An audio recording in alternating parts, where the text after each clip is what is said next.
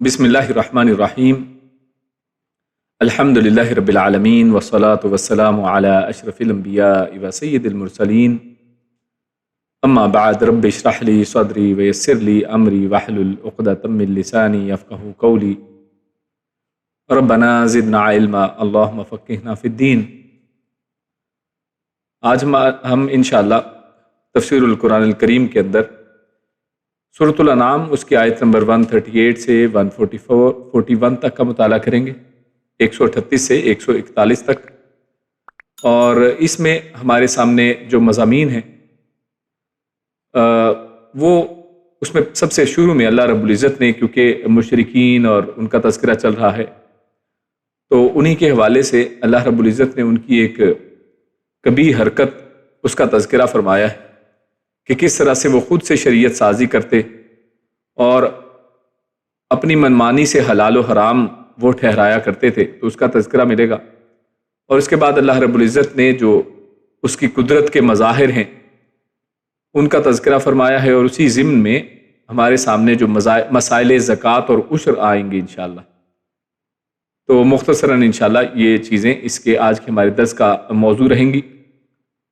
तो शुरू करते हैं अपने पहले मौजू से, जिसमें शरीयत साजी और हलाल व हराम में मनमानी, जिसका मौजू है अऊज़ु बिल्लाहि मिनश शैतानिर रजीम। वक़ालू हाज़िही अनआमुन व हर्सुन हिज्रुन ला यतअमुहा इल्ला मन नशाअ बिज़अमिहिम व अनआमुन हुर्रिमत ज़ुहूरुहा व अनआमुन ला यज़्कुरून अस्मल्लाहि अलैहा इफ्तिराअन अलैहि सयजज़ीहिम बिमा कानू यफ्तरून। वक़ालू मा फ़ी बुतूनि हाज़िहिल अनआमि ख़ालिसतुन लिज़ुकूरिना व मुहर्रमुन अला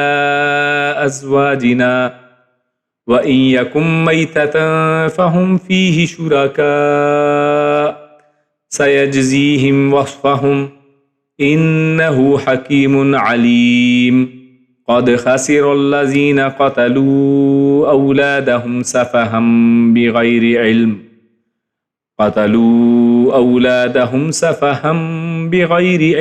व हर्रमू मा रज़क़हुमुल्लाहु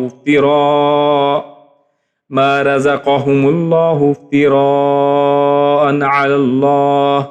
क़द ضल्लू व मा कानू मुहतदीन। हमने ये 3 आयात तिलावत की हैं,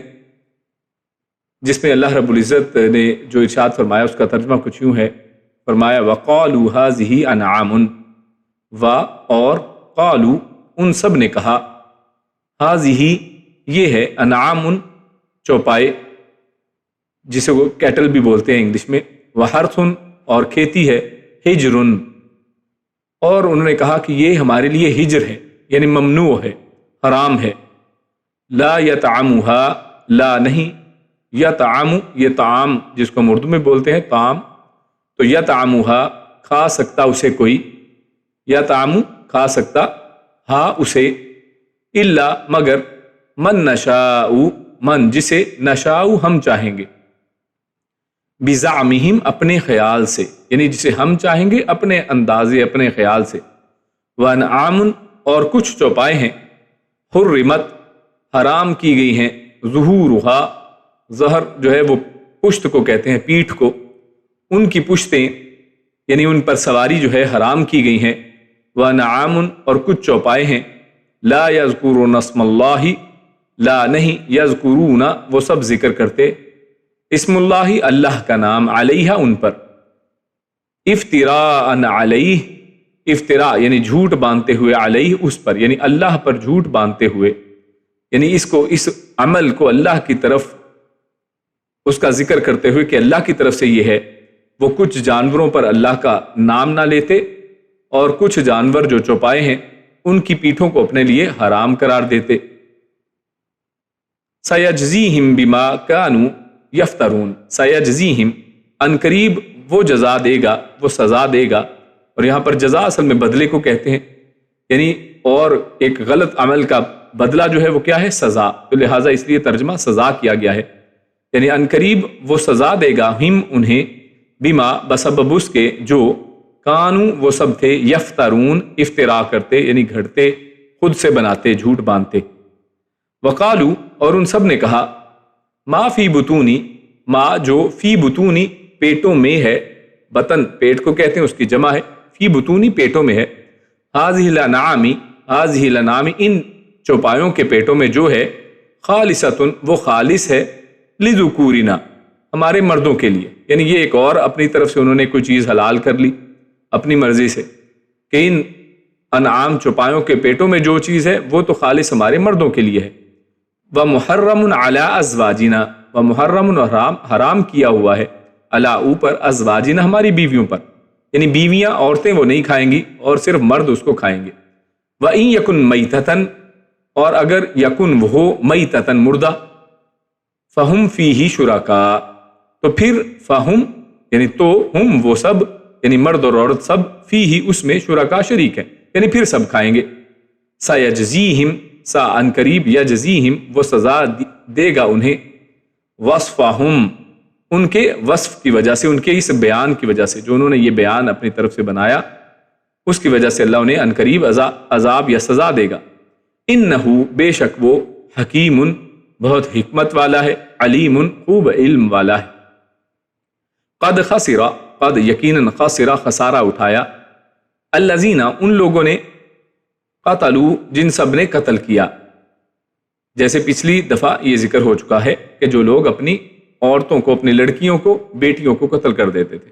تو فرمایا قد خسر الذین قتلوا اولادہم، تو یہاں پر اولاد ایک مجموعی طور پر کہہ دیا، یعنی چاہے لڑکے ہوں یا لڑکیاں، جنہوں نے اپنی اولاد کو قتل کیا انہوں نے خسارہ اٹھایا۔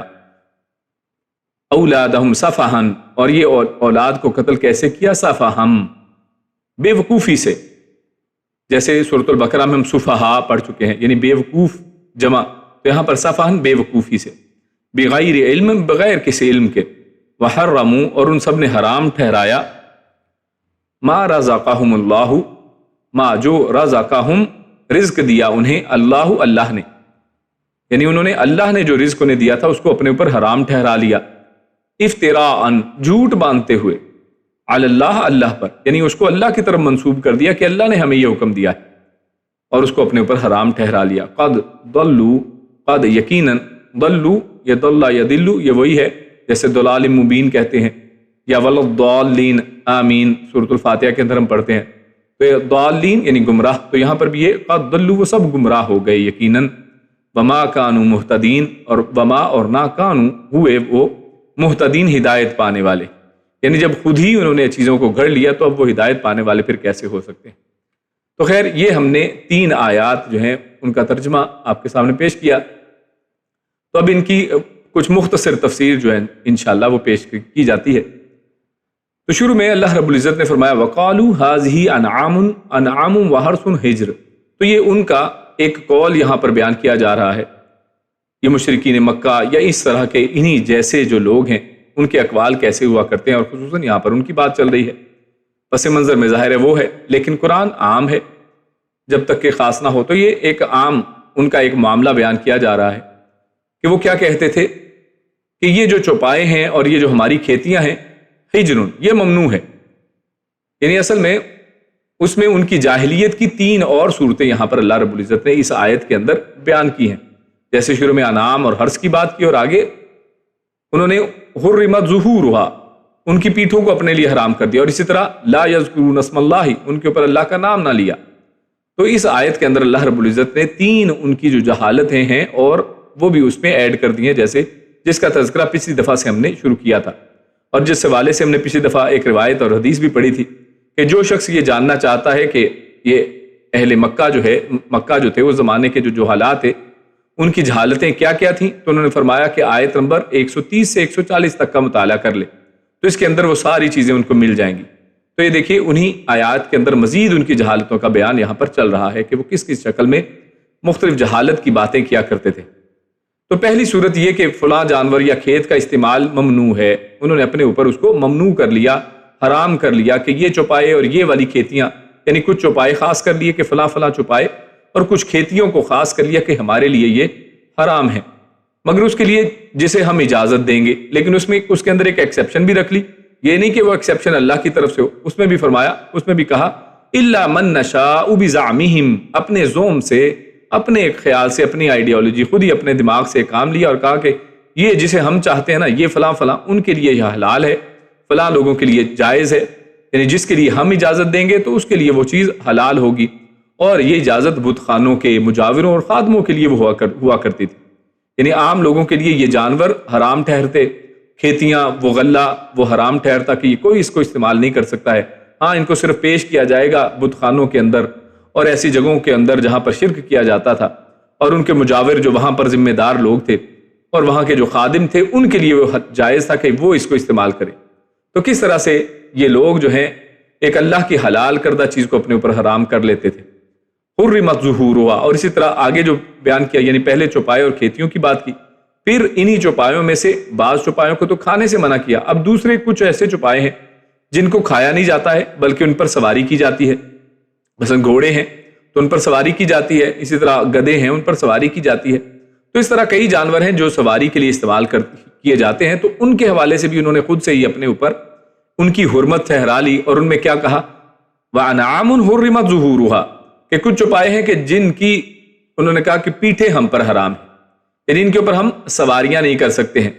یعنی ایک دوسری انہوں نے صورت ایک حرام اپنے اوپر کی کہ وہ مختلف قسم کے جانوروں کو اپنے بتوں کے نام پر آزاد چھوڑ دیتے تھے کہ اب یہ فلاں بت کے نام پر ہے، یہ آزاد ہے، اب اس کو کوئی ہاتھ نہیں لگا سکتا ہے، اگر کوئی گائے بھینس ہے کھانے والی چیز ہے تو اس کو کوئی کھا نہیں سکتا ہے، اس کو کوئی استعمال نہیں کر سکتا ہے، کوئی اگر سواری والی چیز ہے تو اس کے اوپر کوئی سوار نہیں ہو سکتا ہے، تو ان کو بتوں کے نام پر آزاد چھوڑ دیتے اور ان سے سواری یا بوجھ اٹھوانے کا کام نہ لیتے تھے۔ جیسے اللہ رب العزت نے سورہ مائدہ ہی کے اندر آیت نمبر 103 میں اللہ رب العزت نے بحیرہ اور صائبہ وغیرہ کا تذکرہ کیا کہ کچھ جانور تھے جن کو انہوں نے خاص کر رکھا تھا کہ ان کے اوپر نہ کوئی سواری کی جائے گی اور نہ ایسی اونٹنیوں کے اوپر یا ایسی جانوروں کے اوپر ان کا گوشت کھایا جائے گا، ان کو اپنے اوپر حرام کر لیا۔ اور اگر ہم یہی معاملہ آج ہمارے ملکوں کے اندر دیکھیں تو آپ کو اپنے سڑکوں کے اوپر، گلیوں کے اندر کئی ایسی گائیں ملیں گی، کسی گائے کے گلے کے اندر کالے رنگ کا کپڑا بندھا ہے، کسی کے گلے کے اندر سبز رنگ کا کپڑا بندھا ہے، اور کسی کے اندر جو ہے اورنج کلر کا کپڑا بندھا ہے، اور ان کو چھوڑ دیا گیا ہے کہ اب ان کو کوئی ہاتھ نہیں لگائے، یہ فلاں بزرگ کے نام کے ان کو چھوڑ دیا گیا ہے، اب ان کو کوئی ہاتھ نہیں لگا سکتا ہے، نہ ان کو کوئی کھا سکتا ہے، ان کو ذبح کر سکتا ہے، نہ ان کے اوپر کوئی سواری کی جا سکتی ہے، انہیں نہ کہیں کسی جگہ پر حل کے لیے جوتا جا سکتا ہے، پانی نکالنے کے لیے یا کسی اور ایسے بوجھ ڈھونے کے لیے ان کو استعمال نہیں کر سکتے۔ تو یہ وہی حال آج جو کفار مکہ کے اندر اور ان کی جہالت کا تھا، اس کے آثار آپ اپنی آنکھوں سے آج اپنے اس زمانے کے اندر بھی دیکھ سکتے ہیں۔ حالانکہ اتنی ہدایت واضح ہے اور اللہ رب العزت نے اس قرآن کریم کے اندر ان چیزوں کو مثالوں کے ساتھ بیان کر دیا کہ کس طرح سے وہ یہ عمل کیا کرتے تھے، لیکن مسئلہ کیا ہے کہ قرآن کو ہم پڑھتے نہیں ہیں، قرآن سے ہم دور بھاگتے ہیں، اور خصوصاً بعض جگہوں پر تو اس سے دور بھگایا جاتا ہے کہ اس کو پڑھا نہ جائے، اس کو ترجمے سے نہ پڑھا جائے۔ کیوں؟ کیونکہ اگر اس کو پڑھیں گے، اس کو سمجھیں گے تو بہت سی گمراہیاں، جہالت کے اندھیرے وہ چھٹ جائیں گے۔ روشنی بہت واضح ہے، دین اسلام بڑا واضح دین ہے، بڑا سیدھا سادہ پیارا اور ستھرا دین ہے، لیکن وہ یہ چیز چاہتے نہیں ہے کہ سب چیزیں واضح ہوں، اللہ رب العزت کا یہ دین لوگوں کے سامنے کھل کر آئے۔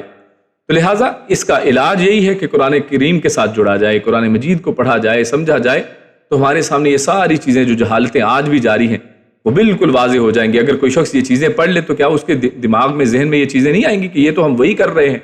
کہ جو آج سے 1400 سال پہلے یہ کفار مکہ کیا کرتے تھے،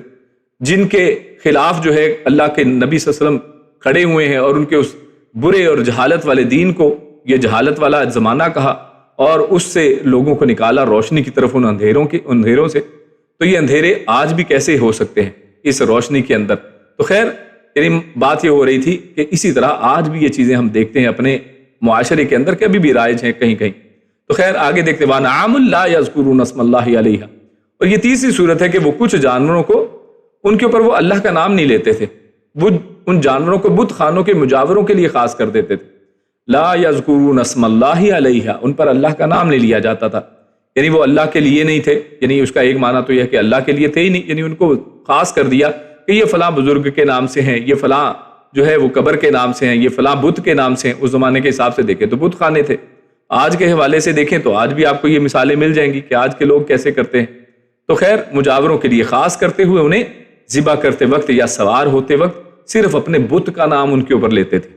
اللہ کا نام نہیں لیتے تھے، جیسے بالکل واضح یہاں پر دیکھیے اس آیت میں لکھا ہے لا یذکرون اسم اللہ علیہا، اس کے اوپر اللہ کا نام نہیں لیا جاتا تھا، اس کا نام ذکر نہیں کیا جاتا تھا، بلکہ ان پر حج کے لیے بھی نہ جاتے، یعنی کیونکہ حج اللہ کا راستہ ہے تو اللہ کے راستے میں بھی ان کے اندر نہیں نکلتے تھے۔ کیوں؟ کیونکہ جی اس جانور کو تو ہم نے خاص کر دیا ہے فلاں کے لیے، فلاں بت کے لیے، اور ہم نے پچھلی دفعہ یہ بات واضح کی تھی، اور جو لوگ یعنی قرآن کریم کو پڑھنے والے ہیں، سمجھنے والے ہیں، ان کے سامنے یہ واضح ہے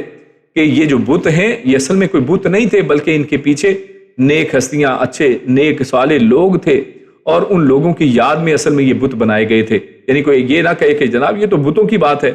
اور ہم تو بتوں کی بات نہیں کرتے ہیں، آج تو ہم بزرگوں کی طرف جو ہے اپنی جھولیاں پھیلاتے ہیں، ان کو مشکل کشا حاجت روا سمجھتے ہیں، ان کے نام کے اوپر ہم مختلف یہ کام کرتے ہیں۔ تو میرے بھائیو، اس زمانے میں یہ اصل میں یہ بت صرف بت نہیں تھے، بلکہ ان کے پیچھے اسی طرح کچھ لوگ تھے جو صالح تھے، نیک تھے، اور شیطان نے لوگوں کے دماغوں کے اندر یہ ڈال دیا کہ نیکوں کو یاد کرنے کا طریقہ یہ ہے، اور اسی طرح ان نیکوں کے ذریعے سے تم اللہ رب العزت تک پہنچ سکتے ہو۔ تو خیر، تو یہ ایک معاملہ پورا چلا جس کو آپ واضح طور پر جانتے ہیں۔ تو خیر، یہ تیسری صورت یہاں پر اللہ نے بیان کی ہے کہ وہ کچھ جانوروں کو ان کے لیے خاص کر دیتے تھے، ان کے اوپر حتیٰ کہ حج کے اوپر بھی نہیں جاتے تھے، تاکہ ان مجاوروں کے سوا کوئی انہیں استعمال نہ کر سکے۔ بہرحال یہ ساری صورتیں، یہ جو تینوں چاروں پیچھے بیان ہو گئیں، انعام و حرث کی بات کی گئی اور ان کو حرام کرنے کی بات کی گئی، اسی طرح انہوں نے اپنے اوپر ان کا کھانا جو ہے حرام کر لیا، ان کے اوپر سواری کو حرام کر لیا، ان کے اوپر اللہ کا نام لینے تک کو حرام کر لیا، اور ان کو اللہ کے راستے میں استعمال کرنے کو حرام کر لیا۔ اور یہ ساری صورتیں ان کی اپنی گھڑی ہوئی تھی، کیسے؟ الا من نشاء بزعمہم، وہاں پر بھی یہ بات کر لی، اور آگے یہاں پر بھی اللہ رب العزت نے دوبارہ یہ ارشاد فرمایا لا یذکرون اسم اللہ علیہا افتراء علیہ، اللہ پر جھوٹ باندھتے ہوئے یہ کام کر رہے تھے، یعنی اللہ کے اوپر ایک تہمت لگاتے تھے کہ اللہ نے ہمیں یہ حکم دیا ہے، یعنی اس کی نسبت اللہ ہی کی طرف کرتے کہ اللہ تعالیٰ نے ایسے ہمیں کرنے کو کہا ہے، حالانکہ اللہ رب العزت نے ایسا کوئی حکم جاری نہیں کیا ہے۔ اللہ رب العزت نے ان آیات میں بلکہ ان کے اس بات جھوٹ کا پول کھولا ہے کہ اللہ نے تو ایسی کوئی بات نہیں کی ہے، تو یہ اللہ کے اوپر جھوٹ باندھنے والے ہیں، اور اسی لیے آخر میں فرمایا سیجزیہم بما کانوا یفترون، کہ جو وہ جھوٹ باندھ رہے ہیں اللہ رب العزت کے اوپر، یہ جو اپنے پاس سے باتیں گھڑ رہے ہیں، ان قریب وہ انہیں اس کی وجہ سے سزا دے گا۔ آگے اگلی آیت میں اللہ فرماتا ہے وَقَالُوا مَا فِي بُطُونِ هَٰذِهِ الْأَنْعَامِ خَالِصَةٌ لِذُكُورِنَا، کہ یہ جو انعام ہے، اب ایک اور طرح کی ان کی ایک اور شکل بیان ہو رہی ہے کہ ایک جہالت کی، وہ یہ تھی کہ وہ کیا کرتے تھے کہ جو جانور وہ اپنے بتوں کے نام پر وقف کرتے تھے، ان میں سے بعض کے بارے میں کہتے کہ ان کا دودھ اور ان کے پیٹ سے پیدا ہونے والا زندہ بچہ صرف ہمارے مردوں کے لیے حلال ہے، یعنی وہ زندہ بچہ جو ہوگا اگر اس کو کھانا ہے یا اس سے کوئی فائدہ اٹھانا ہے تو مردوں کے لیے حلال ہے، عورتوں کے لیے حرام ہے، جس کا یہاں پر اللہ نے تذکرہ کیا کہ یہ صرف لذکورنا، یہ مردوں کے لیے، وہ محرم علی ازواجنا، اور ہماری بیویوں کے لیے یہ حرام ہے، عورتیں اس کو استعمال نہیں کر سکتی۔ اب یہ کہاں پہ حکم، یہ کہاں سے آیا؟ آج بھی دیکھیں نا، اہل توحید جو ہیں، جو اللہ اور اس کے رسول کی بات کرتے ہیں، جو قرآن و سنت کی بات کرتے ہیں، وہ دلیل مانگتے ہیں کہ آپ نے اپنی طرف سے دین کے اندر یہ ایک بات گھڑی ہے، آپ نے دین کے اندر ایک نیا حکم شامل کیا ہے، دین کے اندر ایک نیا مسئلہ گھڑ کر لے کر آئے ہیں، تو آپ دلیل دیجئے کہ یہ کس نے آپ کو کہا ہے، یہ کس نے آپ کو یہ حرام ٹھہرایا یا کس نے اس کو حلال ٹھہرایا ہے؟ لیکن کیا ہے، اپنے سے گھڑی ہوئی، اپنے پاس سے بنائی ہوئی باتیں ہیں، ان کو اچھی لگتی ہیں، ان کا نشہ، ان کی اپنی چاہتے ہیں، ان کے اپنے خیالات ہیں، زعم ہیں، ان کے اپنے اللہ رب العزت کے اوپر جھوٹ ہے، اس کو نیکی سمجھ کر کر رہے ہوتے ہیں۔ تو یہ لہٰذا یہ وہی اصل میں کہہ لیں کہ گھوم پھر کر وہی اصل میں باتیں ہیں، اور یہ اللہ رب العزت قرآن کریم کے اندر بار بار مختلف طریقوں سے، مختلف واقعات سے ان کے یعنی ان کے ان احوال کو بیان کر کے ہمیں کیا بتانا چاہتا ہے۔ یہ احوال ہوئے تو 1400 سال گزر گئے، تو کیا اس کا مطلب ہے ان آیات کو صرف انہی تک محدود رکھا جائے؟ نہیں، آج ہم اپنے طرف ان کو دیکھیں گے کہ ہم کیا کرتے ہیں، ہماری حالت کیا ہے، کیا ہم بھی ایسا تو نہیں کرتے ہیں کہ فلاں چیزیں جو ہیں ان کے لیے خاص ہیں، فلاں ان کے لیے خاص ہیں۔ ہم نے نماز کے اپنی طرف سے طریقے بنا لیے کہ یہ جناب عورتوں کا کوئی نماز کا طریقہ علیحدہ ہے، مردوں کا کوئی علیحدہ ہے، جبکہ رسول اللہ صلی اللہ علیہ وسلم سے ایسی کوئی بات ذکر نہیں ہے کہ اللہ کے نبی صلی اللہ علیہ وسلم نے عورتوں اور مردوں کے نماز کے طریقے میں کوئی فرق کیا ہو، بلکہ اللہ کے نبی صلی اللہ علیہ وسلم کی مسجد کے اندر، اللہ کے نبی کی اقتداء کے اندر ان کے پیچھے مرد اور عورت تمام نمازیں پڑھا کرتے تھے، اور رسول اللہ صلی اللہ علیہ وسلم کا فرمان کیا تھا کہ صلو کما رأیتمونی اصلی، نماز اس طرح پڑھو جیسے مجھے پڑھتا ہوا دیکھتے ہو۔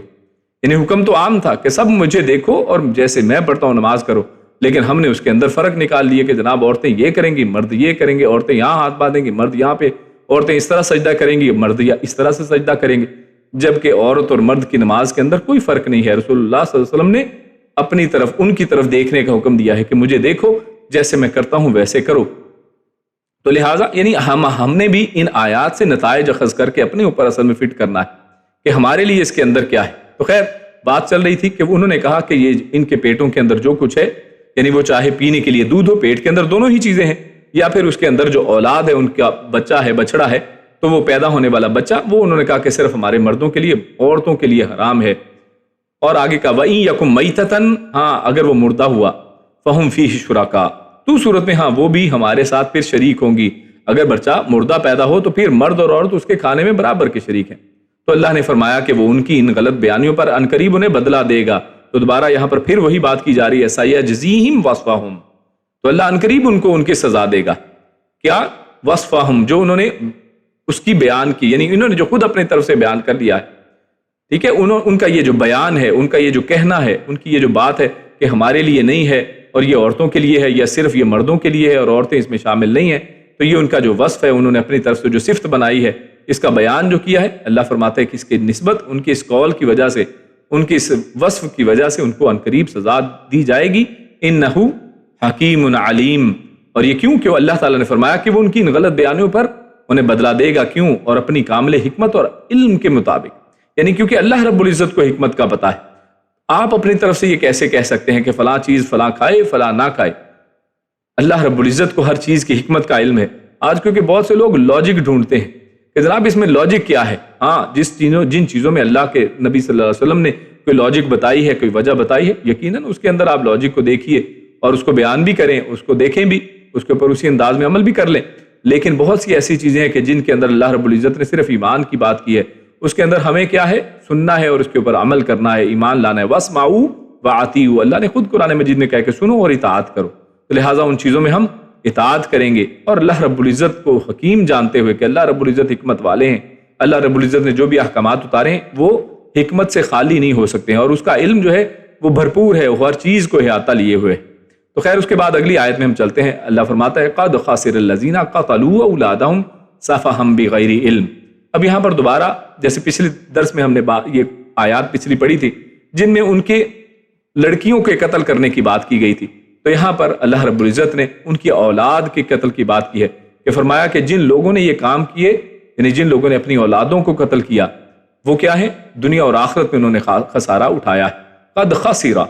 جیسے یہ خاسرہ وہی لفظ ہے جیسے سورۃ العصر کے اندر آپ پڑھتے ہیں بسم اللہ الرحمن الرحیم والعصر ان الانسان لفی خسر، کہ انسان خسارے میں ہے، گھاٹے میں ہے۔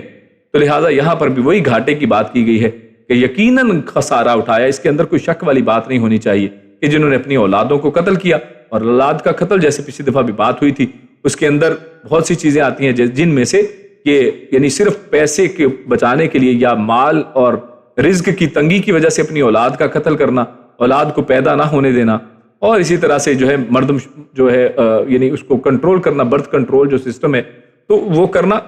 یہ اصل میں اس کو اللہ رب العزت نے یہ بھی اس کے اندر وہ شامل ہے۔ اور اسی طرح عورتوں کو اس زمانے میں جو زندہ درگور کر دیا کرتے تھے، یہ سب چیزیں اس کے اندر آ جائیں گی جیسے پچھلی دفعہ ہم نے اس کے اوپر بات کی تھی۔ تو اللہ رب العزت فرماتا ہے سفہن، تو یہ کیوں کرتے تھے؟ سفہن، بے وقوفی کی وجہ سے کرتے تھے، اس کے اندر کوئی عقل والی بات نہیں ہے۔ بغیر علم، نہ ہی ان کے اندر کوئی علم والی بات ہے، یعنی یا تو ہو کہ کوئی علمی بات ہو، بڑی کوئی سائنٹیفک بات ہو، اس کے اندر نہ کوئی علم ہے، اور یہ سراسر بے وقوفی والی بات ہے جس وجہ سے یہ اپنی اولاد کو قتل کرتے تھے۔ وَحَرَّمُوا مَا رَزَقَهُمُ اللَّهُ، انہوں نے اصل میں اپنے اوپر جو اللہ نے رزق دیا تھا اس کو حرام قرار دے دیا ہے۔ تو اصل میں دنیا میں اپنی بے وقوفی اور جہالت سے انہوں نے کیا کیا، یعنی کس طرح سے یہ بے وقوفی ہے، کس طرح سے یہ علم ان کا نہیں ہے، تو اس کو اس طرح مفسرین نے بیان کیا ہے کہ دنیا میں اپنی بے وقوفی اور جہالت سے اپنی اولاد کو قتل کرنے کی وجہ سے اولاد سے محروم ہو گئے۔ انہوں نے جب اپنی اولاد کو قتل کیا ہے تو کیا ہے، ظاہری طور پر اب وہ اولاد کا جو فائدہ ہے، اللہ رب العزت نے اولاد کے اندر جو محبت پیار رکھا ہے اور اس کے ذریعے سے انسان جو فائدہ دنیا کا اٹھاتا ہے، اس سب سے محروم ہو گئے، اور اپنے اموال میں سے کچھ چیزوں کو خود ہی حرام قرار دے کر اپنے آپ کو تنگی اور مشکل میں ڈال لیا، اور آخرت میں اللہ تعالیٰ پر جھوٹ اور بہتان باندھنے کی وجہ سے بدترین انجام سے یہ لوگ دوچار ہوں گے۔ کہ اس کا دنیا اور آخرت دونوں کے اندر ان کو گھاٹا ہی گھاٹا ہے، نقصان ہی نقصان ہے، کوئی فائدہ ہونے والا نہیں ہے۔ اور یہ سب کیا ہے؟ یہاں پر دوبارہ وہی اللہ نے لفظ استعمال کیا ہے، ما رزقهم اللہ افتراء علی اللہ، یعنی یہ کام بھی جو کرتے تھے اپنے اوپر رزق کو حرام کر دیتے اللہ کے اوپر جھوٹ باندھتے ہوئے۔ یہاں پر بھی یعنی پیچھے گھڑتے کیا تھے کہ اللہ نے ایسا فرمایا ہے، حالانکہ اللہ نے ایسا کچھ فرمایا نہیں ہے، اللہ رب العزت نے ایسا کوئی حکم نازل نہیں کیا ہے، لیکن اللہ رب العزت نے فرمایا کہ یہ بھی اللہ کی طرف اصل میں جھوٹ باندھتے تھے۔ تو یہاں پر بار بار دیکھیے ایک ہی بات کی جا رہی ہے، اللہ کے اوپر جھوٹ باندھنا، یعنی انسان کو اگر کسی چیز کا علم نہیں ہے اپنی طرف سے حلال اور حرام نہ ٹھہرایا جائے، بلکہ علماء کی طرف رجوع کیا جائے، بغیر علم جو ہے بے وقوفیاں نہ کی جائیں، بلکہ انسان اپنے ہر ایک عمل کے اندر جس میں اس کو کوئی ڈاؤٹ ہو، پتہ نہیں ہے، علم نہیں ہے، جن لوگوں کو علم ہے اس کی طرف جایا جائے۔ اللہ رب العزت نے خود قرآن مجید میں اس طرف اشارہ کیا ہے کہ انسان فَاسْأَلُوا أَهْلَ الذِّكْرِ إِن كُنتُمْ لَا تَعْلَمُونَ، تمہیں نہیں پتا ہے، اہل ذکر سے جو لوگ اس کا ذکر کرتے ہیں، جو اس کے بارے میں علم رکھتے ہیں، ان سے جانا جائے، ان کی طرف جایا جائے، سوالات کیے جائیں، اس کے اندر کوئی شرم و حیا نہیں ہونی چاہیے۔ قَدْ ضَلُّوا وَمَا كَانُوا مُهْتَدِينَ، یقیناً یہ لوگ جو ہیں وہ گمراہ ہو گئے ہیں اور وہ ہدایت پر یقیناً نہیں ہیں۔ یقیناً اس کے اندر اپنی طرف سے افتراء کرنا، اپنی طرف سے گھڑنا، تو اس کے اندر ہدایت کیسے مل سکتی ہے؟ اس کا ٹھکانہ جو ہے وہ کیسے ٹارگٹ کو پہنچ سکتا ہے؟ یقیناً یہ چیز ہدایت سے دور، راستے سے ہٹی ہوئی چیز ہے۔ آگے چلتے ہیں اپنے اگلے موضوع کی طرف۔ اللہ رب العزت نے اگلی آیات کے اندر مظاہر قدرت کی بات کی ہے، اور اس کے ساتھ ساتھ اسی حوالے سے مسائل زکوٰۃ و عشر آئیں گے انشاءاللہ، یعنی خصوصاً زکوٰۃ کا عشر کے حوالے سے یہاں پر بات چیت ہوگی۔ تو اللہ فرماتا ہے وَهُوَ الَّذِي أَنشَأَ جَنَّاتٍ مَّعْرُوشَاتٍ وَغَيْرَ مَعْرُوشَاتٍ وَالنَّخْلَ وَالزَّرْعَ مُخْتَلِفًا أُكُلُهُ وَالزَّيْتُونَ وَالرُّمَّانَ مُتَشَابِهًا وَغَيْرَ مُتَشَابِهٍ كُلُوا مِن ثَمَرِهِ إِذَا أَثْمَرَ وَآتُوا حَقَّهُ يَوْمَ حَصَادِهِ وَلَا تُسْرِفُوا إِنَّهُ لَا يُحِبُّ الْمُسْرِفِينَ۔ وَهُوَ الَّذِي، اور ہوا وہی ہے، الذی جس نے، انشاء پیدا کیے، انشاء، یہ دیکھیے ایک ہے شاء، شاء کہتے ہیں چاہنے کو، جیسے پچھلی آیت کے اندر بات آئی نشاء، تو وہاں پر نشاء کا ذکر آیا پچھلی آیت کے اندر، اس سے ملتا جلتا ہی یہ بھی لفظ ہے انشاء، لیکن دونوں میں بہت زیادہ فرق ہے۔ وہاں پر نشاء اصل میں تھا شاء، اور اس کے شروع میں نون لگا، یعنی ہم جیسا چاہیں، انہوں نے کہا کہ ہم جس کو چاہیں ہم اس کو یہ چیز دیں گے، یعنی اس کے لیے اس کو حلال کر دیں گے۔ وہاں پر وہ چاہت کا معنی تھا، جو لفظ ہم انشاء اللہ کے اندر بھی بولتے ہیں وہاں پر وہ تھا۔ یہاں پر ہے انشاء، انشاء کہتے ہیں پیدا کرنے کو، یعنی تخلیق کرنا اور پیدا کرنا کسی چیز کو، تو اس کے اوپر انشاء کا لفظ بولا جاتا ہے۔ تو یہ یہاں پر ذکر ہے وَهُوَ الَّذِي، وہی ہے جس نے انشاء پیدا کیے، جنات باغات، یعنی اللہ رب العزت کی ذات ہے جس نے باغات یعنی جنات پیدا کیے۔ تو جنت کی جمع جنات ہے، اور جنت کا لفظ جو ہے اسی لیے جنت اس کو کہا جاتا ہے کہ اس کی بھی نسبت اللہ نے باغوں کی طرف کی ہے، جس میں اللہ رب العزت نے پھل اور مختلف طرح کی چیزیں رکھی ہیں۔ تو یہاں پر بھی جنات کا ہی تذکرہ کیا گیا ہے، لیکن اس سے مراد جنت نہیں بلکہ باغات ہیں۔ تو اللہ فرماتا ہے کہ اسی نے پیدا کیے باغات، معروشات، معروشات یعنی چڑھائے ہوئے، یعنی ایسے باغات جس کے اندر چڑھائے ہوئے، یعنی چھتریوں والے، جس کے اندر کوئی چیز چڑھی ہو اوپر، وہ والے پودے ہیں، وغیرہ، اور نہ معروشات، اور نہ چڑھائے ہوئے۔ اس کے آگے انشاءاللہ وضاحت آئے گی، یعنی اس میں دونوں ہی طرح کے پھل اور پودے ہیں کہ جو چڑھتے ہیں، یعنی بیلوں والے ہیں اور بغیر بیلوں والے ہیں، والنخل، اور کھجور، والزرع، اور کھیتی، زراعت جسے اردو میں ہم بولتے ہیں، والزرع، اور کھیتی، مختلفاً اکلوہ، مختلفاً مختلف ہیں، اکلوہ، یہ اکلو ہے ان کا کھانا، یعنی کھانے کے بعد جو اس کا پھل ہے، یعنی جس چیز کو کھایا جاتا ہے، اکلوہ یعنی اس کے پھل، یہاں اکلوہ سے مراد پھل ہے، یعنی کیوں؟ کیونکہ کس چیز کو کھایا جاتا ہے؟ کسی بھی پودے کے اندر، کسی کھیتی کے اندر، درخت کے اندر، چاہے وہ بیل والا ہو بغیر بیل والا، تو اس کے اندر سے پھل کو کیونکہ کھایا جاتا ہے، تو اسی لیے کھائے جانے کی جو ہے نسبت اکلوہ پھل سے کر دی گئی ہے۔ تو جو مختلف ہیں اس کے پھل، والزیتون، اور زیتون، والرمان، اور زیتون آپ جانتے ہیں زیتون کو کہتے ہیں، انگلش میں اس کو اولیو بولتے ہیں، والرمان، اور انار، متشابہن، یہ سب کیا ہیں؟ مشابہت رکھنے والے ہیں، یعنی ان کے اندر بعض ایسے ہیں کہ جو متشابہ ہیں، اس کی بھی آگے وضاحت آئے گی، وغیرہ متشابہ، اور بعض مشابہت رکھنے والے نہیں ہیں، یعنی کچھ ایک دوسرے سے ملتے جلتے ہیں، بعض اوقات شکل میں، رنگ میں، پتوں میں، درخت کی یعنی شکل، درخت دکھنے میں لگتا ہے کہ ایک جیسے ہیں، جبکہ ان کے اوپر پھل مختلف ہیں، اور کچھ ایسے ہیں کہ جو ہیں ایک ہی پھل، جیسے انار ہوں تو آپ مصری جو انار ہیں وہ کھا لیں، اس کی جگہ پر یمنی انار جو ہیں وہ دیکھ لیں، تو دونوں کے اندر ایک کھٹا ہوگا ایک میٹھا ہوگا۔ سیب لے لیں، آم لے لیں، کوئی ایک ملک کا ایک علاقے کا ہو تو ایک دوسرے سے وہ دونوں مختلف ہوں گے۔ تو اللہ نے فرمایا کہ کچھ ملتے جلتے ہیں اور کچھ مشابہت نہیں رکھتے ہیں۔ کلو، تم سب کھاؤ، من ثمرہ، من سے، ثمرہ اس کے پھل سے۔ ثمر اردو میں بھی ہم یہ لفظ بولتے ہیں، یعنی ثمر پھل، ثمرہ اس کے پھل سے پھر کھاؤ، اذا اثمر جب وہ پھل دے، جب وہ پھل دے تو اس کو کھاؤ، وآتوا اور تم سب دو حقہ اس کا حق، یوم حصادہ، یوم یعنی دن، حصادہ اس کی کٹائی کے دن، یعنی جس دن اس کو کاٹ لیا جائے، صاف کر لیا جائے تو اس دن اس کا حق اس میں سے نکالا جائے، وہ دیا جائے۔ ولا تسرفوا اور نہ تم سب اسراف کرو، یعنی اس کے اندر اسراف یعنی حد سے نہ بڑھو، زیادتی نہ کرو، اسراف نہ کرو۔ جیسے بخل ہوتا ہے اسی طرح اسراف بھی ہے، یعنی بخل کسی چیز کو کم کرنا، اسراف کسی چیز کو زیادہ کر دینا، زیادتی کرنا، تو اس میں زیادتی نہ کرو۔ انہو بے شک وہ، لا یحب المسرفین نہیں وہ محبت کرتا، نہیں وہ پسند کرتا، المسرفین اسراف کرنے والوں کو۔ تو یہ آیت نمبر 141 اس کا ہم نے ترجمہ اور جو ہے تلاوت دیکھی۔ اس کے بعد آگے ہم اس کی تفصیل کی طرف چلتے ہیں۔ اللہ رب العزت نے فرمایا وَهُوَ الَّذِي أَنشَأَ جَنَّاتٍ مَعْرُوشَاتٍ وَغَيْرَ مَعْرُوشَاتٍ۔ تو یہ اس آیت کے اندر اللہ رب العزت نے مختلف طرح کے پھلوں کا تذکرہ کیا ہے، معروشات، غیر معروشات، والنخل والزرع، اور اسی طرح اس کے آگے مختلفاً اکلوہ والزیتون اور رمان، یعنی مختلف پھلوں کا، چند پھلوں کا نام لے کر تذکرہ کیا، اور کچھ مختلف طرح کی زراعتوں کا اور درختوں کی قسموں کا تذکرہ کیا ہے۔ تو اللہ رب العزت نے ایک مجموعی اعتبار سے جتنی بھی اللہ رب العزت زراعت اور زمین سے اللہ رب العزت پیدا کرتے ہیں چیزیں، ان سب کو یہاں پر اصل میں سمو دیا گیا ہے۔ اور شروع میں اللہ رب العزت نے بات شروع کی ہے معروشات سے۔ تو معروشات یہ ہم لفظ پڑھتے ہیں عرش، اللہ کا عرش ہونا، تو یہ معروشات کا لفظ اصل میں اسی سے ہے، عرشا یا عروشو، عرشا یا عروشو سے اصل میں یہ ماخوذ ہے، معروشات۔ تو اس کا مطلب کیا ہے؟ وہی یعنی اوپر چڑھنا یا اوپر ہونا۔ تو جب اس کا ذکر کسی پودے کی نسبت سے ہو، کیونکہ یہاں پر پودوں کی نسبت سے یہ بات کی جا رہی ہے، پودوں سے متعلق یہ بات چل رہی ہے، تو یہ کسی پودے کی بیل کے ساتھ اس کا تذکرہ ہے، تو اس کا معنی اس کی ٹہنیوں کو لکڑیوں وغیرہ پر اوپر چڑھانا ہے، اٹھانا ہے۔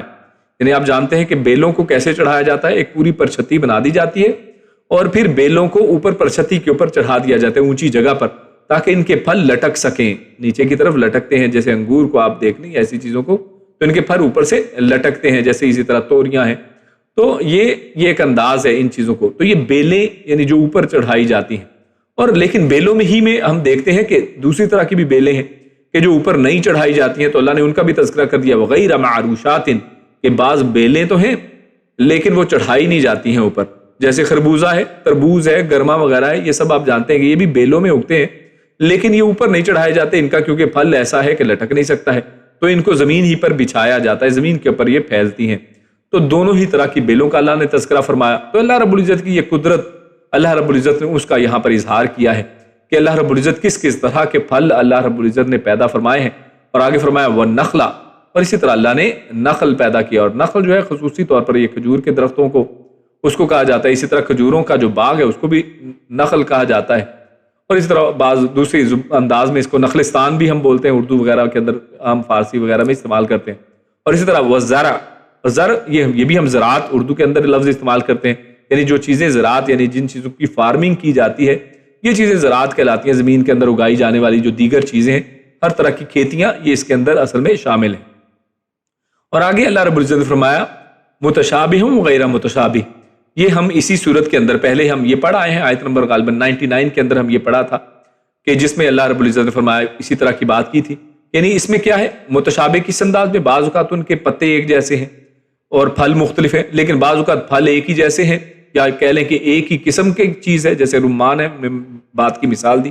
یا آم ہے، بعض اوقات تو مختلف علاقوں کے آم ہوں گے تو وہ دیکھنے میں مختلف ہوں گے، ذائقے میں ایک ہوں گے، یا پھر دیکھنے میں جو ہے وہ ایک جیسے ہوں گے لیکن ذائقے ہی مختلف ہوں گے۔ لہٰذا اللہ رب العزت نے اس طرح بعض متشابہ اور بعض غیر متشابہ انہی کے اندر اللہ نے بنا دیا، اور یہ اللہ کی کاریگری ہی کا کمال ہے کہ کوئی چیز دیکھنے میں کیسے ایک جیسی لگتی ہے لیکن اندر ذائقے کے اندر، اس کی تاثیر کے اندر، اس کے اندر جو نیوٹرینٹس ہیں، مائکرو نیوٹرینٹس ہیں، ان کے اندر اس کے اندر کیا کیا تبدیلیاں ہیں، کس کس طرح سے مختلف ہیں۔ کھجور دیکھ لیں تو کھجور میں کتنی ہی آپ کو قسمیں مل جاتی ہیں کہ کوئی ان کے طرح طرح کے نام ہیں، ان کے سائزز ہیں، ان کے کلر ہیں، ان کے اندر جو ہے شوگر کی انٹینسٹی وہ مختلف طرح کی فرق ہوگی،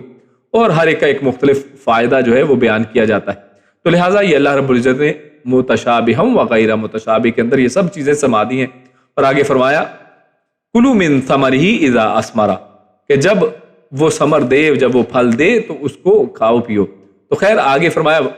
وآتوا حقہ یوم حصادہ، اور اس کا حق دو جس دن وہ اس کی کٹائی ہو، یعنی اس کو کٹتے ہی، اس کی کٹائی کرتے ہی آپ اس کا حق اس میں سے ادا کریں۔ تو حق سے مراد علماء کے نزدیک نفلی صدقہ ہے، اور بعض کے نزدیک صدقہ واجبہ یعنی عشر ہے۔ تو اس کا دونوں ہی معنی کیے گئے ہیں، جیسے تفسیر احسن البیان میں انہوں نے بیان کیا ہے کہ اس کے دونوں ہی معنی کیے گئے ہیں۔ یعنی ایک معنی، کیونکہ یہاں پر بالکل ایک کہہ لیں کہ براڈر ایک ٹرم استعمال کی گئی ہے،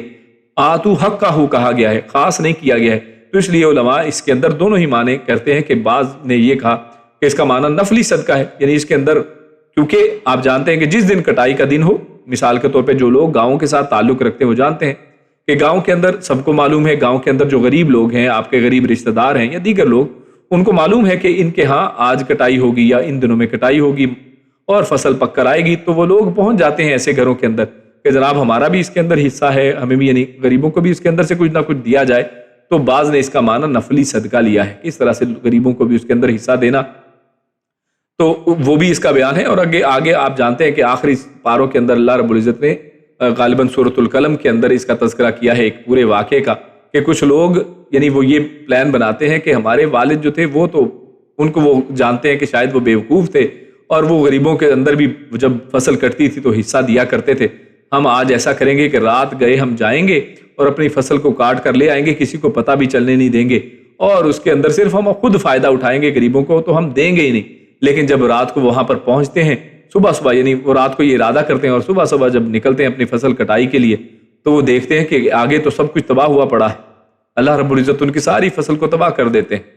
اور ان میں سے بعض یہ کہتے ہیں کہ شاید ہم راستہ بھول گئے ہیں، شاید کسی غلط جگہ پر آ گئے ہیں، اور ان میں سے لیکن جو متوسط تھا، جو پہلے بھی ان کو اس کے اندر سمجھاتا تھا، وہ کہتا ہے کہ نہیں، ہم راستہ نہیں بھولے ہیں، بلکہ یہ جو ہم نے رات کو اپنا ہمارے کرتوت ہے، یہ اصل میں ہم نے جو رات کو ارادہ کیا کہ غریبوں کو اس کا حق نہیں دیں گے اور ان سے چھپا کر ہم یہ سارا کام کر لیں گے، تو اصل میں اللہ رب العزت نے اس کا انجام اور اس کا بدلہ ہے جو ہمیں یہ ملا ہے۔ تو خیر یہ یہاں پر یہی بات کی جا رہی ہے وَآتُوا حَقَّهُ، کہ اس جو فصل ہے اس کٹائی کے اندر سے ان کا حق نکالا جائے، اور یہ حق دونوں ہی طرح سے اس کو بیان کیا گیا کہ نفلی صدقہ بھی اور اسی طرح صدقہ واجبہ جس کو عشر کہا جاتا ہے، یعنی زکوٰۃ عشر بھی اس کو کہتے ہیں، یعنی یہ بھی ایک زکوٰۃ ہے، لیکن جو اناج ہیں ان کے اندر جو زکوٰۃ ہے اس کو نام عشر دیا گیا ہے۔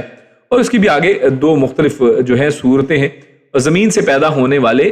ہر پھل اور کھیتی میں سے اللہ تعالیٰ کا حق نکالنا وہ فرض ہے، اور مال میں اللہ کا سب سے بڑا حق جو ہے وہ زکوٰۃ عشر ہے، یعنی نفلی تو دینا ہی ہے، آپ دیں، لیکن اس کے ساتھ ساتھ جو اللہ رب العزت نے اس کے اوپر جو حق رکھا ہے یعنی زکوٰۃ عشر ادا کرنا، اس کو ادا کرنا چاہیے۔ اور بعض جو لوگ فصلوں کے متعلق ہیں، بعض کو ان چیزوں کا پہلے سے علم بھی ہے، اور جن کو نہیں علم ہے، حدیث کے اندر اللہ کے نبی صلی اللہ علیہ وسلم نے اس کو واضح فرمایا ہے، رسول اللہ صلی اللہ علیہ وسلم کے فرمان کے مطابق بارش، چشموں اور نہروں سے سیراب ہونے والی ہر فصل میں عشر ہے، یعنی وہ فصلیں کہ جن کو نیچرل جو ویز ہیں واٹرنگ کے، جہاں سے پانی ان کو جو ہے قدرتی ذرائع سے پانی دیا جاتا ہے، تو وہاں سے اگر پانی وہ مل رہا ہے ان کو چشموں سے، بارش سے، نہروں سے، تو ہر ان فصل کے اندر عشر ہے، یعنی اس کا 10واں حصہ، یعنی 10 من میں سے 1 من، یعنی 10واں حصہ، 10 من آپ کی فصل ہوئی تو 1 من اللہ کے راہ میں آپ کو نکالنی ہے۔ اور پانی کھینچ کر سیراب کیا ہے، یعنی اس کے اندر اللہ کی طرف سے نہیں، بلکہ جیسے آپ نے کنواں کھودا ہے یا اسی طرح کوئی ٹیوب ویل ہے، اس کا لیے آپ نے اس کے لیے اس کا بل پے کیا ہے یا کچھ ایسا ہے، تو اس انداز میں یعنی آرٹیفیشلی جو سیراب کی جانے والی ہر فصل میں نصف العشر ہے، یعنی 20 من میں سے 1 من دینا ہوگا۔ تو اس میں اللہ رب العزت نے سہولت رکھی ہے، 20 من آپ کے پاس فصل ہوئی تو 1 من ادا کیا جائے گا۔ رسول اللہ صلی اللہ علیہ وسلم نے اس میں سے کسی فصل کو مستثنا قرار نہیں دیا ہے، جیسے علماء نے یہ بھی بیان کیا ہے کہ اس میں کسی فصل کو مستثنا نہیں کیا ہے، بلکہ بالکل ایک براڈر بات کی گئی ہے۔ تو اصل میں اسی بات کی وجہ سے آپ اگر حدیثوں کا مطالعہ کریں، یقیناً یہ ایک مفصل موضوع ہے اور اس کے اوپر بات چیز ہے، علماء کے مباحث ہیں اس کے اندر، تو ان کو پڑھا جا سکتا ہے تفصیل کے اندر۔ یہاں پر صرف مختصراً آپ کے سامنے یہ موضوع کو صرف ذکر کر کے آگے چلے جائیں گے۔ تو اسی طرح ایک اس میں سوال پیدا ہوتا ہے کہ کیا زکوٰۃ ہر طرح کی یعنی پھل اور سبزیوں پر ہے؟ یعنی کیا زکوٰۃ جو دینی ہے، زکوٰۃ عشر، یہ ہر طرح کے پھل سبزیوں پر ہوگی؟ جیسا ہم نے اوپر پڑھا کہ نہیں، اس کے اندر تو حدیث کے اندر تو ایسی کوئی چیزیں واضح نہیں کی گئی ہیں کہ فلاں میں دیں اور فلاں میں نہ دیں. تو اس لیے علماء کے اندر اس کے اندر اختلاف پایا جاتا ہے. یعنی جمہور کا قول یہی ہے کہ ہر سبزی پھل پر زکوٰۃ نہیں ہے. جمہور کیا کہتے ہیں کہ ہر پھل اور سبزی کے اوپر زکوٰۃ نہیں ہے، بلکہ زکوٰۃ انہی چیزوں پر ہے جو جمع کی جاتی ہیں. یعنی زکوٰۃ عشر کن فصلوں کے اوپر دینی ہے؟ جن کو جمع کیا جا سکتا ہے،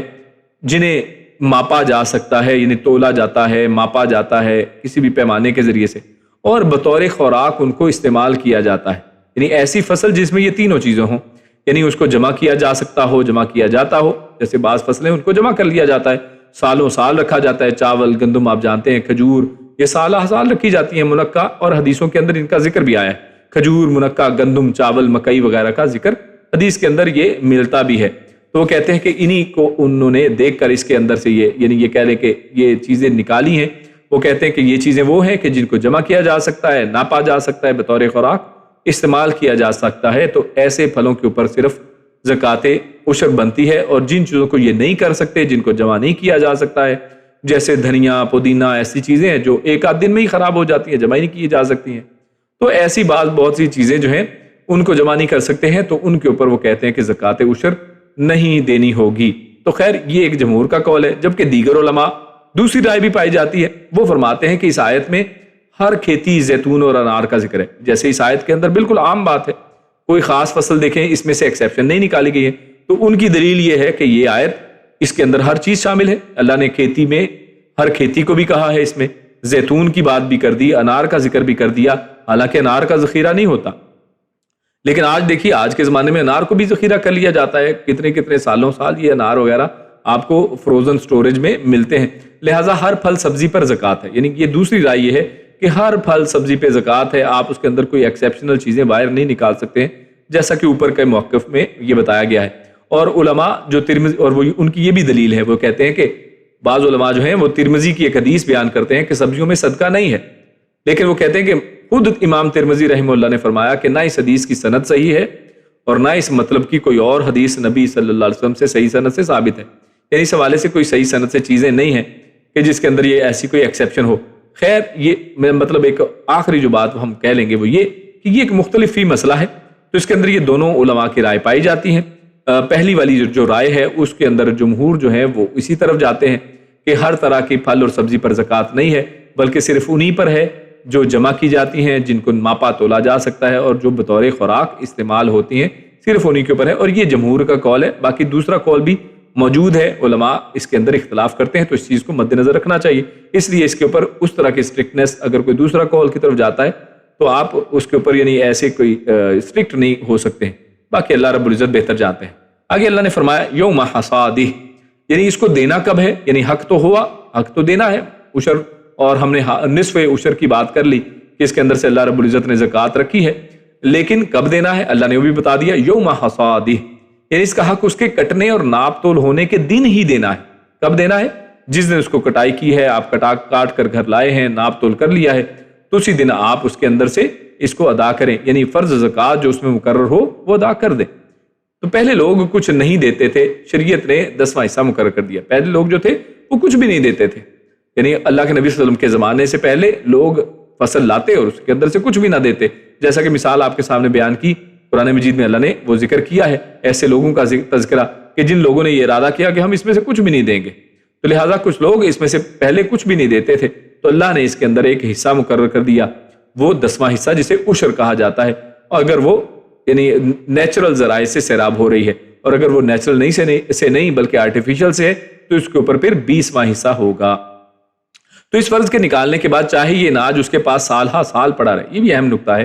وہ کیا ہے؟ یعنی دینا کب ہے؟ وہ آپ نے اسی دن جب کاٹا، جب حساب ہو گیا، جب اس کا وزن کر لیا، اب اس کے اندر سے عشر نکالیں اور نکال کر دے دیا. اب جب دے چکے تو اب چاہے اس کے پاس اناج ہے، فرض کریں اس کے پاس اب منوں کے حساب سے، ٹنوں کے حساب سے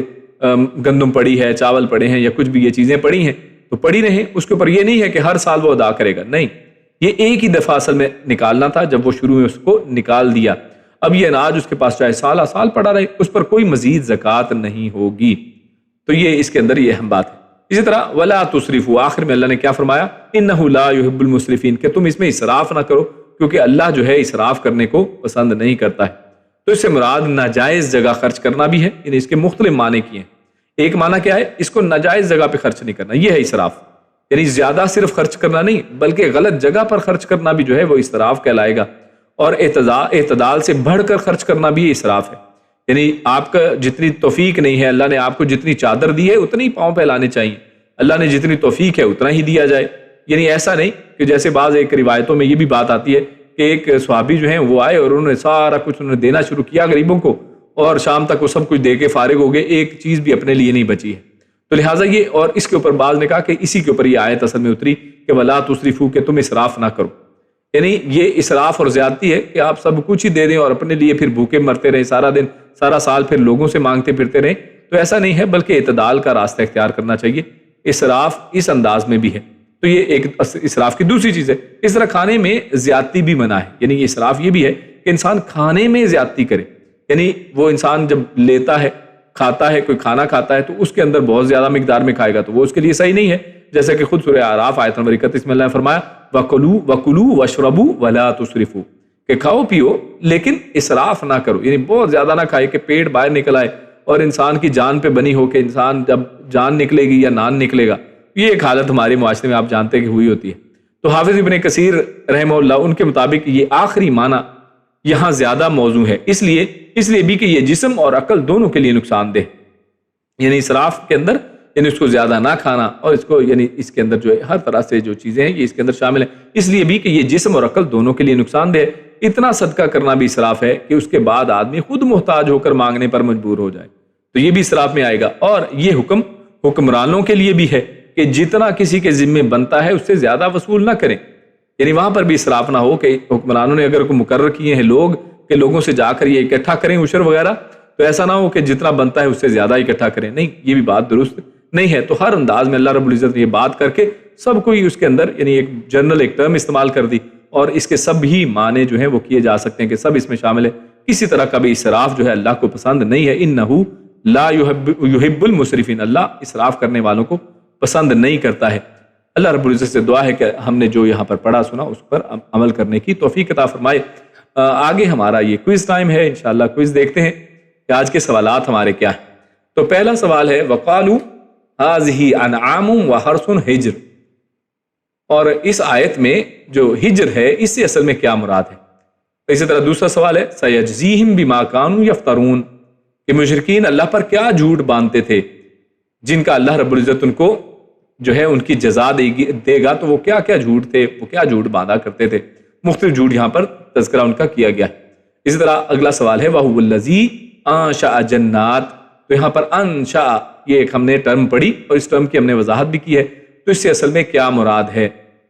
اسی طرح آیت آئی کہ کلوا من ثمرہ اذا اثمر وآتوا حقہ، یہ ایک ٹکڑا ہے آیت کا، تو اللہ نے فرمایا ہے یہ جو آیت ہے، تو آیت میں وآتوا حقہ سے کیا مراد ہے، یعنی اس سے کیا معنی ہے۔ اور اسی طرح یوم حصادہ، یہ کس دن کی طرف اشارہ ہے، یہ کون سا دن ہوتا ہے یوم حصادہ، یہ کون سا دن ہے۔ اس طرح ولا تسرفوا، یعنی آیت کے تناظر میں اسراف نہ کرنے کے کیا مفاہیم ہیں، کیا کیا معنی ہیں، اس کا کیا کیا مطلب ہو سکتا ہے، کیا کیا معنی بیان ہوا۔ اللہ رب العزت سے دعا ہے کہ اللہ رب العزت ہم سب کو نیک عمل اور اچھی سمجھ کی توفیق عطا فرمائے۔ سبحان ربک رب العزت عما یصفون وسلام علی المرسلین والحمد للہ رب العالمین۔ جزاکم اللہ خیر و بارک اللہ فیکم۔ السلام علیکم ورحمۃ اللہ وبرکاتہ۔